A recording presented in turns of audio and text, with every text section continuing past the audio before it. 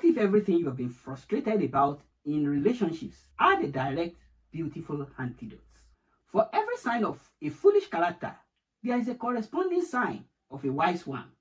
And when you actually experience it for the first time, it will feel like getting fresh air after being deprived of oxygen. There is a proverb that says, the wise woman builds a house.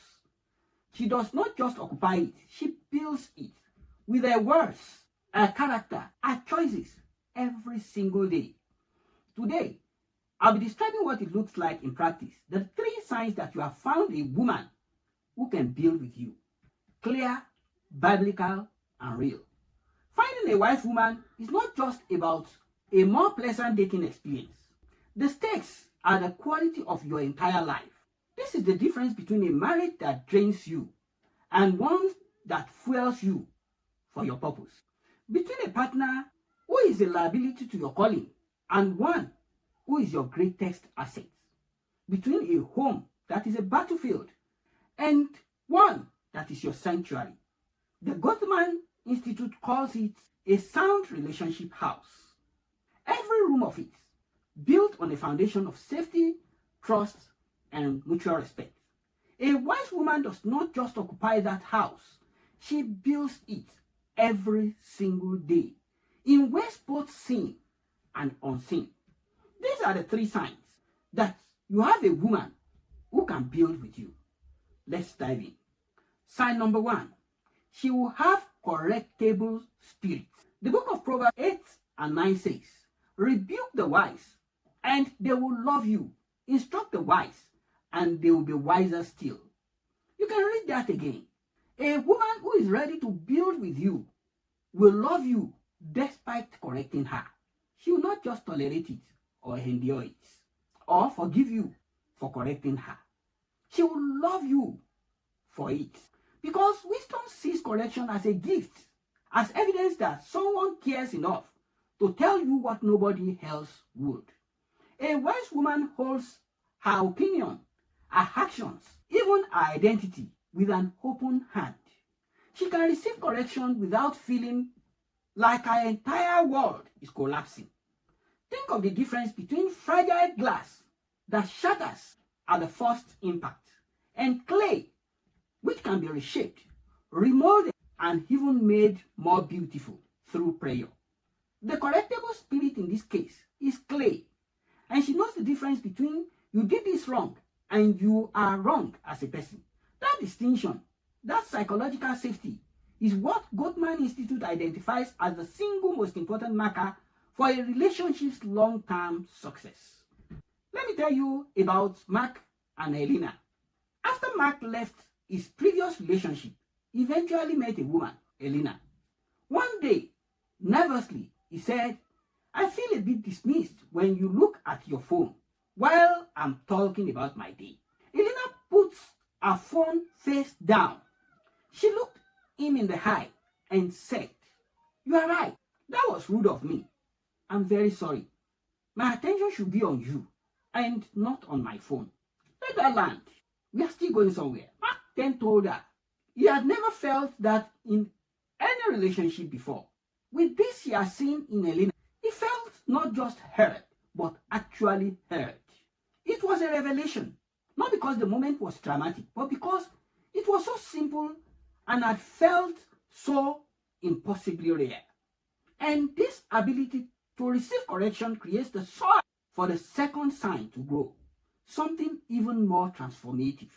Sign number 2, the emotional anchor.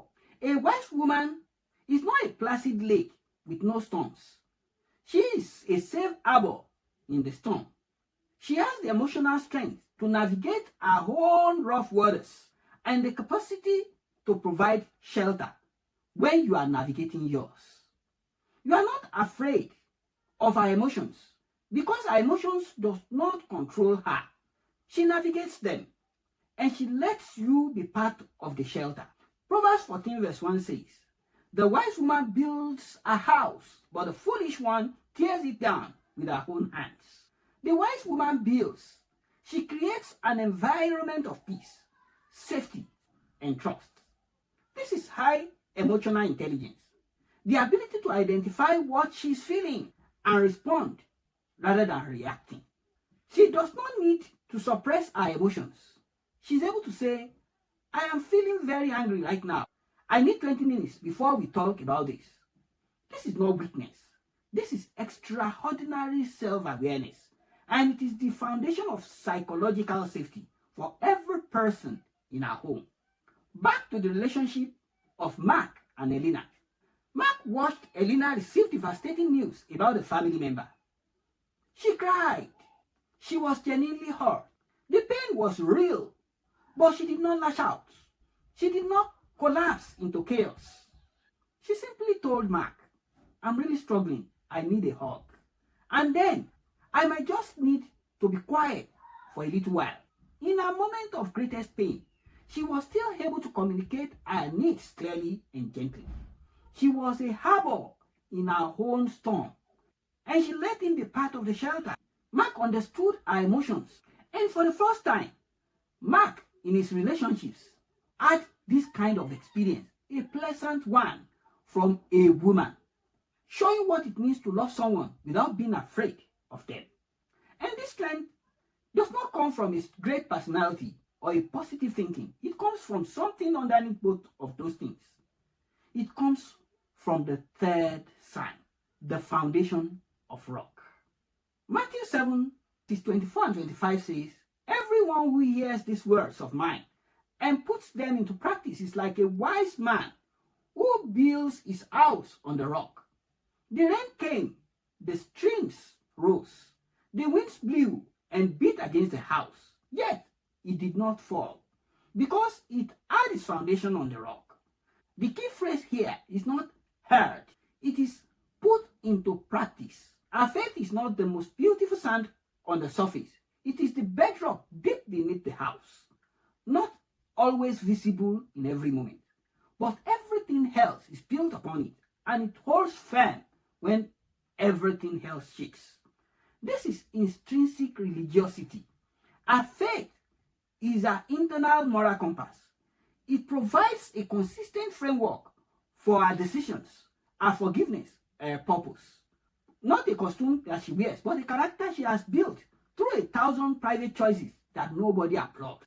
Mark and Helena had a serious disagreement over a major financial decision. It was tense. Both of them held strong views, and neither of them felt their position was wrong. Then, Helena paused, and she said, let's stop and pray about this. Let us both ask God for wisdom, and let us both commit to submitting to what we feel is saying, even if it is not our first preference. Our faith was not a weapon to win the argument. It was the meeting place, the arbitrator, the rock.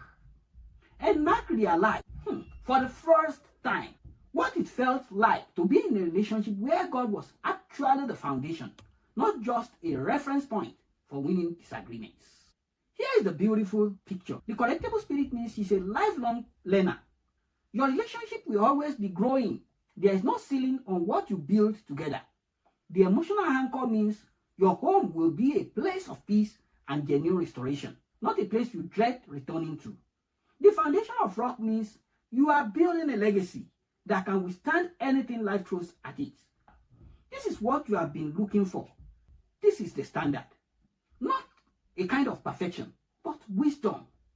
A woman whose character is oriented towards God, whose spirit is open, her emotions managed, and her faith is obedient. She still exists. It's not a myth. Such women still exist. And you recognize her because everything she brings to the table will feel entirely unlike what you have settled for in the past. Now, this is what you do. Look for the open hand. In your current relationship, or probably the next relationship, consciously look for one moment of correctability. One moment where she receives feedback without defensiveness, without attack, without silence. That's a sign pointing to everything else. Pay attention to that. Whatever you experience about this, you can write it in the comment section. Let this community fill the space with expectancy for the relationships God has prepared. Let us remind each other that it is possible to have a woman that can build with you. It is real and it is worth waiting for. Share with a brother who needs this kind of message, who needs the reminder of what he is actually looking for. Because sometimes we get so focused on avoiding the wrong, we forget what right actually looks like. And don't forget to subscribe because we are going even deeper on this channel. What does it look like to become the man a wise woman is actually drawn to? That conversation is coming. Do not miss it. See you in the next one.